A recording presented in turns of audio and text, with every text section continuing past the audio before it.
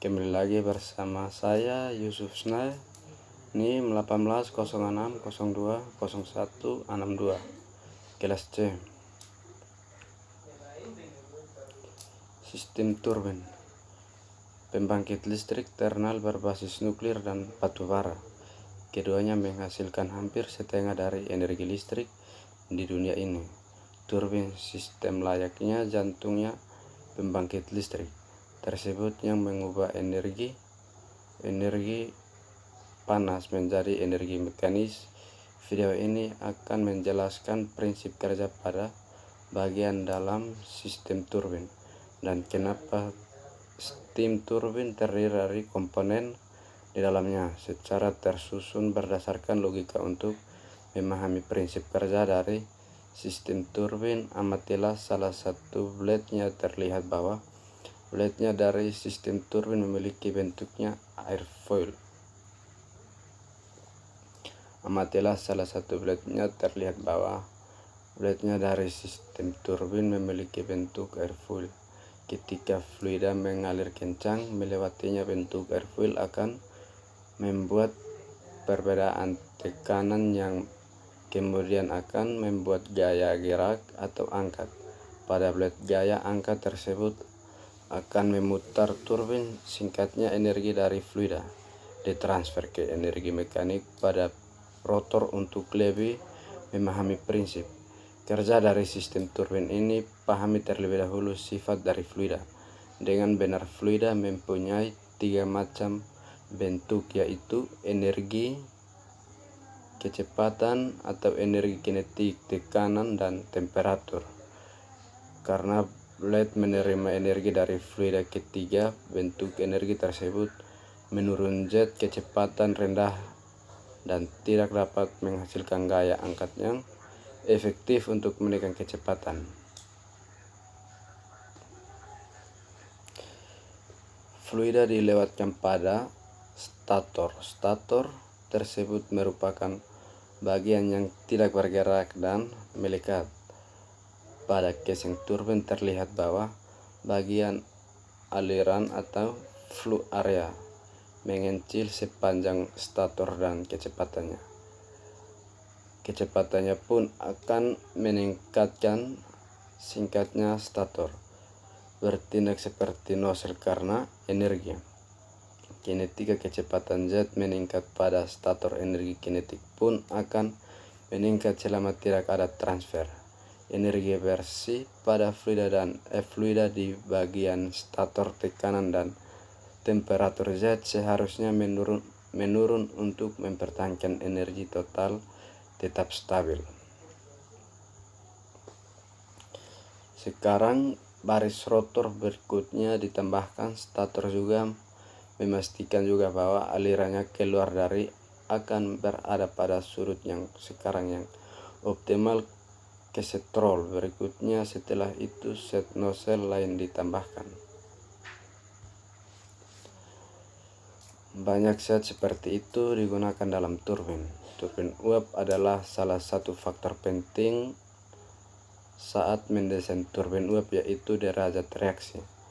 Istilah itu dihitung dengan membagi energi, tekanan, suhu dengan perubahan energi total pada rotor. Energi dan suhu bersama-sama disebut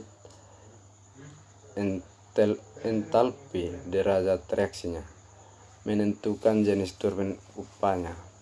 D.O.R sama dengan apa tekanan uap mengalami. Kecepatan aliran akan menjadi terlalu tinggi. Inilah alasan mengapa bila turbin uap terlalu panjang menuju outlet, Anda dapat melihat beberapa lama. Bila turbin tingkat terakhir dibandingkan dengan turbin tingkat pertama, ujung dari wilayah yang panjang seperti itu akan memiliki kecepatan yang sangat tinggi dibandingkan dengan akar yang diberikan pelintiran, sehingga semua penampang bilah akan tetap pada sudut yang optimal. Jenis turbin. Jenis turbin besar ini digunakan untuk satuan-satuan yang simetris kita dapat melihat bagaimana uap dibagi rata-rata antara unit-unit ini. Pembangkitan listrik berkapasitas tinggi menggunakan berbagai tahapan turbin uap seperti turbin tekanan tinggi, turbin tekanan menegah, dan turbin tekanan rendah. Semua unit ini terpasang pada poros berputar tunggal. Poros-poros putar dihubungkan ke generator.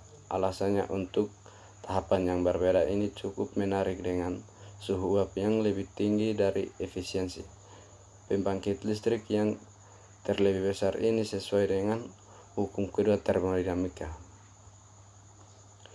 Tetapi kita tidak dapat memiliki suhu lebih dari 600 derajat Celcius karena material bilah turbin tidak akan menahan suhu lebih dari suhu uapnya yang menurun saat mengalir sepanjang garis bilah.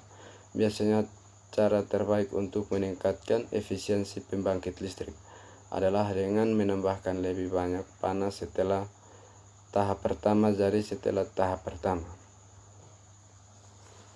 uap dilewatkan ke boiler dan lebih banyak panas ditambahkan. Hal ini dikenal sebagai pemanasan ulang. Hal akan meningkatkan suhu uap lagi sehingga menghasilkan efisiensi dan keluaran pembangkit listrik yang lebih tinggi. Salah satu masalah yang menantang dalam pengoperasian pembangkit listrik adalah menjaga kecepatan turbin uap konstanta. Ini penting karena frekuensi listrik yang dihasilkan berbanding lurusnya dengan kecepatan generator, tergantung pada permintaan daya loader kecepatan. Turbin uap akan bervariasi. Untuk menjaga kecepatan turbin uap konstan digunakan mekanisme aliran uap. Jika turbin uap berputar dengan kecepatan yang lebih tinggi, maka katup kendali secara otomatis akan mengurangi lagi aliran uap ke turbin hingga kecepatan menjadi normal. Jika turbin berputar dengan kecepatan rendah, kebalikannya akan melakukan dengan cara ini. Keseimbangan permintaan daya akan disinkron dengan sempurna. Impuls turbin merupakan turbin yang cara kerjanya merubah seluruh energi potensial, tekanan, dan kecepatan yang tersedia menjadi energi kinetik. Untuk memutar turbin sehingga menghasilkan energi kinetik, energi potensial diubah menjadi energi kinetik ketika pada nozzle yang mempunyai kecepatan tinggi memutar suhu turbin. Setelah itu membentuk arah kecepatan momentum. Reaction turbin.